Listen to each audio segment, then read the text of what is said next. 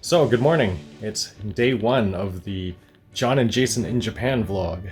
Day 0 was just a travel day, technically a 33-hour day for me and Jace. As you can see in that montage, we went from Edmonton to Vancouver to Tokyo to Osaka, and there wasn't much footage of when we were at Tokyo at the Haneda airport because it turns out an hour and some is not a lot of time when you have to go through customs, pick up our luggage, find out that we have to take a shuttle to another terminal, actually get on the shuttle and ride it, and then find the place to check in our luggage and do the security check all over again and get to where we needed to be.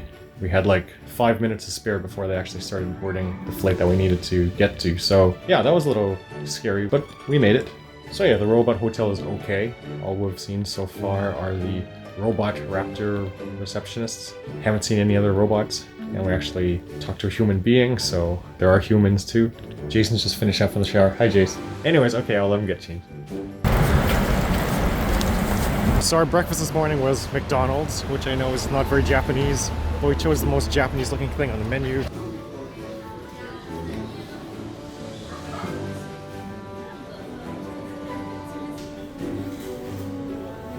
We're now on our way to Dragon Quest Island. There we go, nice. Dragon Quest Island is one of a number of attractions on Awaji Island, which is in Osaka Bay, almost 2 hours west of central Osaka by motor vehicle. We'll be taking trains a lot on this trip, but it figures that going to the first thing we plan to see would have to be more complicated by adding either a bus or cab ride across the Akashi Kaikyo Bridge, since no trains cross the water. We chose a cab for the way there, and the driver was one of the very few people we encountered on our entire trip who was not fluent in English, but pointing to the location of Google Maps on my phone was sufficient. Well, kind of. He did get lost, and wasted 20 minutes or so. He was very apologetic and knocked down the fare by about half, so he saved money and got to see more of the island, and still made it on time. So again, everything worked out.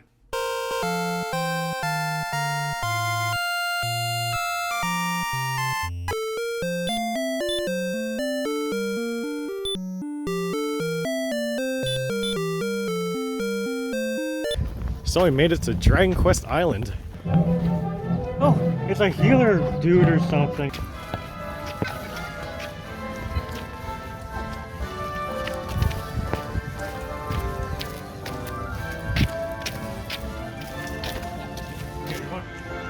Slime grows here. Dragon Quest Island is an interactive experience based around Square Enix's long-running Dragon Quest role-playing video game series. It is extremely popular in Japan, and while the series does have fans around the world, I have my doubts that a Dragon Quest Island will ever be made outside of its homeland. So if you are a fan, or at least interested in a real-life RPG experience, definitely prioritize coming here if you are in the area. It is playable in Japanese, Chinese, and English, and for teams of 1 to 4 players, and is family-friendly. Be prepared to do a few hours of walking, and another couple hours if you purchase tickets that open up the side quests. I recall you can purchase the side quests in the weapon shop while you're in the experience itself, if you're not sure during your initial booking if you want to do them. Yeah, go warrior, okay. Okay, oh, next one, okay. Mage, okay. Good? Yeah, I guess so. Alright. I have to walk over there, I guess. Alright. I took a fair bit of video here, but out of respect for their rules and for those of you that wish to experience this, I won't go into spoilers. We gotta open these backpacks now. Yep. So because I got the premium package, we got a Healdrick plush slime and this backpack, but we can't carry the backpacks around with us in our small bags, so it looks like we're just gonna have to wear them once you assemble them, apparently. So yeah. So we're just about to start going into town here and getting clues and stuff.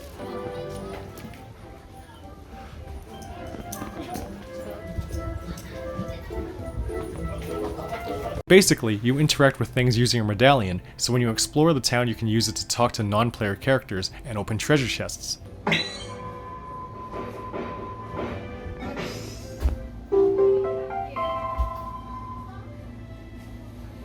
Hey, we got some blacksmithing materials, Jace. Like most fantasy JRPGs, you go around town and get quests, or clues and directions about where to go and what to do. If you need help, there's a guy dressed in purple who can point you in the right direction. There are a lot of monsters beyond this point, make sure you're properly equipped. Well, we just got the equipment from the blacksmith, so we're ready to go, Jace? Mm-hmm. Alright, let's do it. Go ahead, Jace.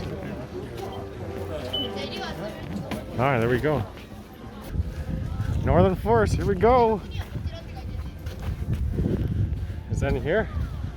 This is just too fun. It's just like an extra Dragon Quest game, eh, Jace? Yeah, yeah. Having fun so far? We now get to go through the wilderness, right? Just like in the game. Yeah, let's fight some monsters and stuff.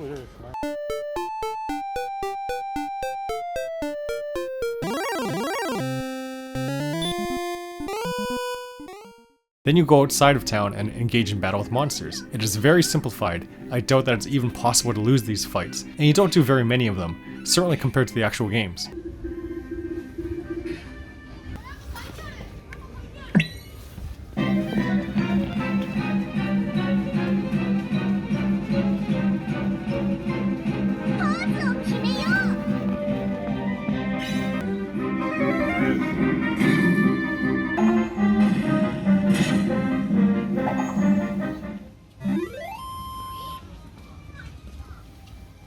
Good job, Jace. Mm-hmm.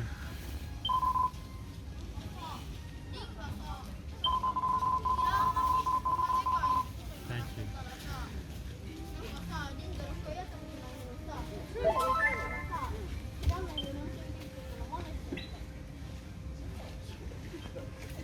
You gain experience and get new gear and such, but again, it's very simple. You don't have to be concerned about stats or anything.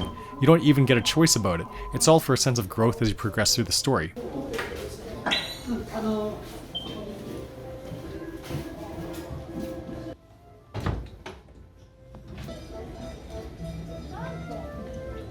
The quest and the side quest here is taking a bit longer than we expected, so we're feeling famished, so that's why we decided to get these Dragon Quest slime buns. The yellowish one is custard, and this whiter one is meat, so hopefully that'll hold us over before you get a proper lunch. Bad for eating this. Just do it. Take a bite. Bite it. There we go. It tastes like a normal bun that we have from TNT. Hey, same color as you, Jace. Ooh, what do you think, Jace? Whoa, it looks almond. It's like so different from the rest of the place that we've been. Yeah. There are two indoor areas, which aren't really dungeons or mazes, but they house the two boss battles, one at the midpoint and one at the end. They were very strict about taking photos and videos in these areas, so I can't show anything here, but basically they are battles that can involve multiple teams and require some reflexes as you bash two buttons in specific patterns. I don't think you can lose those either, but you do want to do better than your teammates, for bragging rights, since you do get a record of that in the end, if you buy the souvenir photo. So there I am, number one.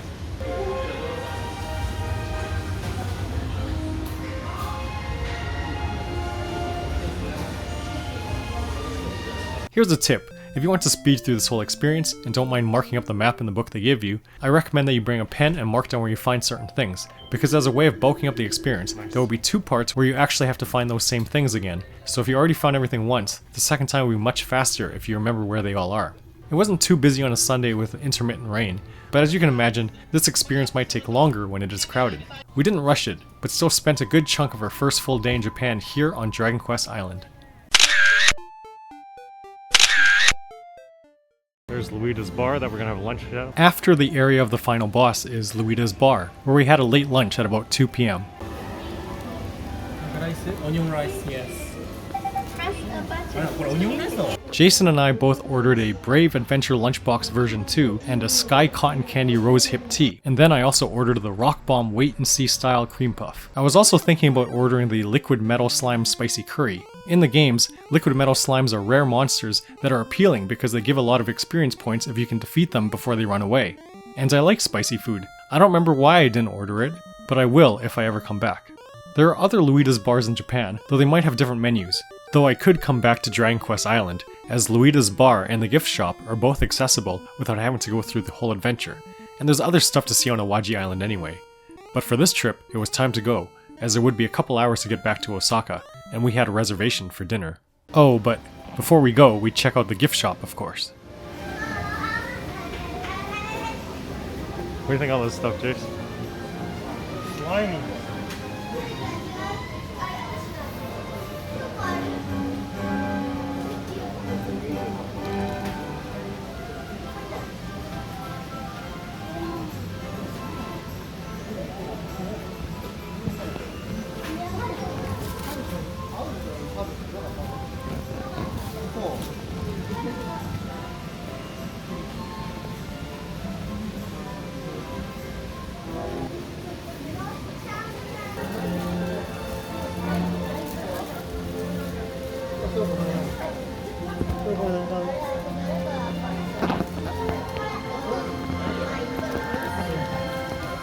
Despite all the slime stuff, Jason just needed some ink, so he bought a pen, which would have been handy earlier. Not wanting to take an expensive cab back to a train station, we walked 20 minutes to a bus stop and saw some more of the very lush Awaji Island. Though I'm surprised I don't have more footage of this. Because I was stinking of sweat and fumbling with 2 bags, it was awkward to get on the crowded bus. But thankfully, we got off 1 stop later once we got back to the mainland. In retrospect, we should have taken the bus to Awaji and then the cab back instead of the other way around. After the long train ride back to Osaka and on the way back to our hotel, we passed through Amerikamura, a trendy part of town fascinated with American culture. After a change of clothes, we headed to Steakhouse Kozai. This is a Kobe beef sirloin steak, and this one today Kobe beef certificate. Nice.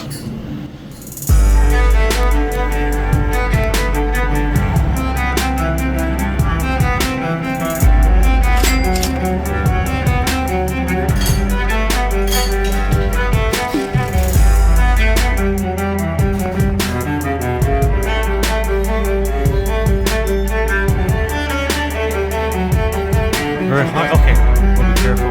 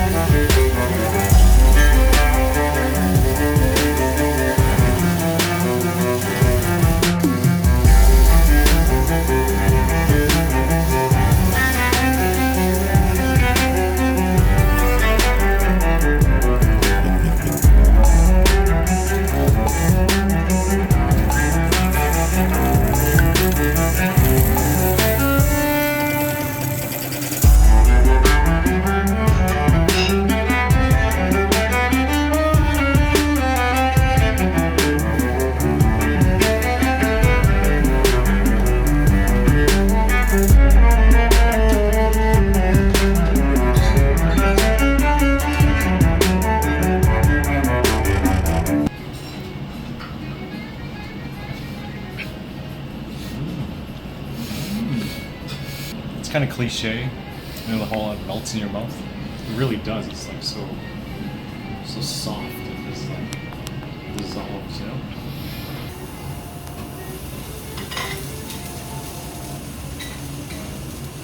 It's really soft. I love the texture of it. It's like this kind of melting in your mouth.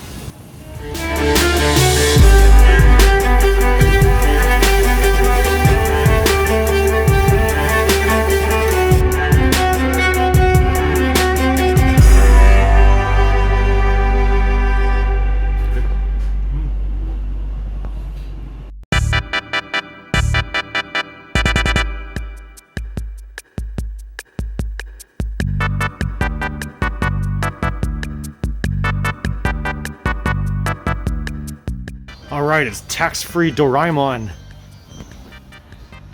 You have some tax-free Pikachu.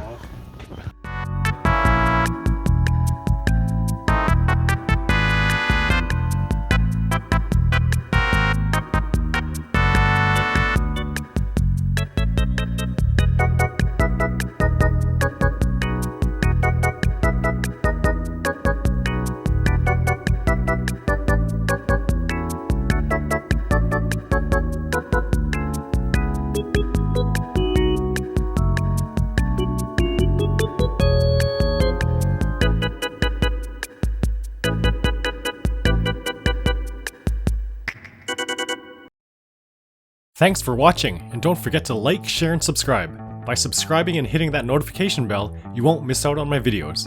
And there's more to come on John and Jason in Japan. On day 2, we go to Universal Studios Japan to play in Super Nintendo World, and then we go to Dotonbori Canal to see and taste why Osaka is called the Kitchen of Japan. See you next time on John and Jason in Japan.